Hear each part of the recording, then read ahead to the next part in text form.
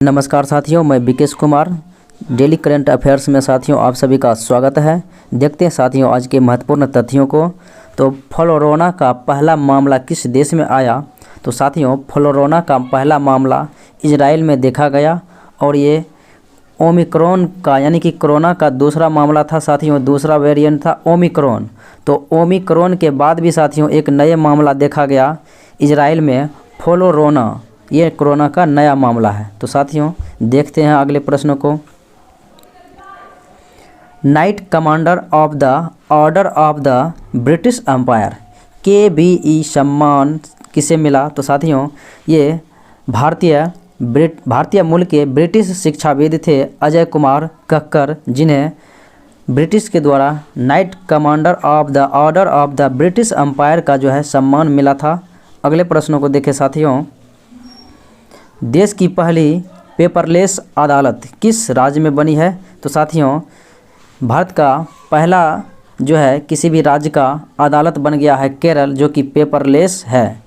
Paper रहित अदालत सर्वप्रथम देश में केरल में बनी है। अगला सवाल देखें।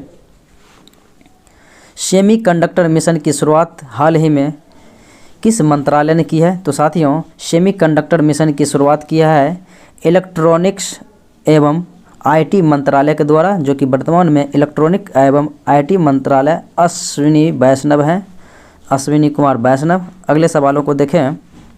हाल ही में पढ़े भारत का शुभारंभ किसने किया? तो साथियों हाल ही में जो है एक नए अभियान पढ़े भारत, तो इन अभियानों का शुभारंभ किया है धर्मेंद्र कुमार, जो कि वर्तमान में शिक्षा मंत्रालय भारत सरकार हैं। अगला सवाल देखें। हाल ही में किसे CEO winner of the year 2021 पुरस्कार से सम्मानित किया गया? तो साथियों CEO winner of the year 2021 पुरस्कार से किशोर कुमार येदम को सम्मानित किया गया है। अगले प्रश्नों को देखें। किस देश द्वारा वैश्विक रोबोटिक्स हब बनाने के लिए 5 वर्षीय योजना शुरू की गई? साथियों चीन में जो है 5 वर्षीय योजना शुरू की गई है और इसका मुख्य लक्ष्य रहा था वैश्विक रोबोटिक्स हब बनाने के लिए। अगले सवालों को देखें। हाल ही में ASPA की तैनाती को साथियों 6 महीने के लिए बढ़ा दी गई है। तो ASPA की तैनाती 6 महीने के लिए और बढ़ा दी गई है, यानी कि नागालैंड राज्य को 6 महीने के लिए और अशांत क्षेत्र घोषित किया गया है, जहाँ पे ASPA कानून तैनात की गई है, लागू की गई है। अगले सवालों को देखें। निम्न में से कौन निशस्त्रीकरण पर संयुक्त राष्ट्र सम्मेलन में भारत के नए अस्थायी प्रतिनिधि होंगे? तो संयुक्त राष्ट्र के साथियों सम्मेलन में भारत के नए अस्थायी प्रतिनिधि जो होंगे वो निशस्त्रीकरण पर होंगे। तो ये हैं साथियों अनुपम रे। अगले सवालों को देखें। किस देश ने अंगारा A5 रॉकेट का अंतिम प्रदर्शन शुरू किया?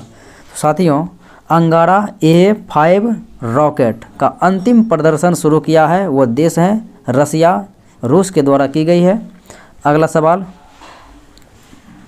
हाल ही में किस देश ने दुनिया का पहला डबल मोड वाहन पेश किया है? तो साथियों जापान वो देश है जो दुनिया का पहला डबल मोड वाहन पेश किया, और ये साथियों वाहन का मुख्य उद्देश्य जो रहेगा ये पटरी पर भी चलेगा और सड़क पर भी चलेगा, इसीलिए इसे डुअल मोड वाहन नाम दिया गया है। ऐसा जापान में सर्वप्रथम किया गया। अगला सवाल देखें।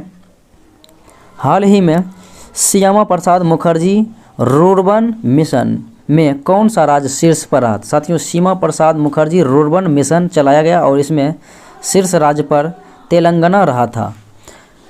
और साथियों अगले सवाल को देखें। हाल ही में अटल पार्क और स्मृति केंद्र, साथियों ये अटल बिहारी से संबंधित है। तो अटल बिहारी और स्मृति ईरानी यानी इन दोनों को सम्मिलित रूप से साथियों एक केंद्र स्थापित करने की घोषणा की गई है, अटल पार्क और स्मृति केंद्र, और ये गुरुग्राम हरियाणा में की जाएगी। अगला सवाल देखें। हाल ही में प्रधानमंत्री नरेंद्र मोदी ने कहां पर साथियों साबरा कुद्दू जल विद्युत परियोजना का उद्घाटन किया? तो ये साबरा कुड्डू जल विद्युत परियोजना का हाल ही में उद्घाटन किया गया है हिमाचल प्रदेश में।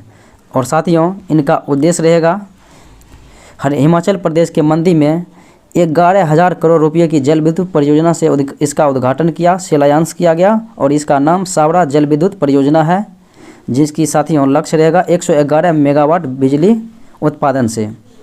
अगले सवालों को देखें।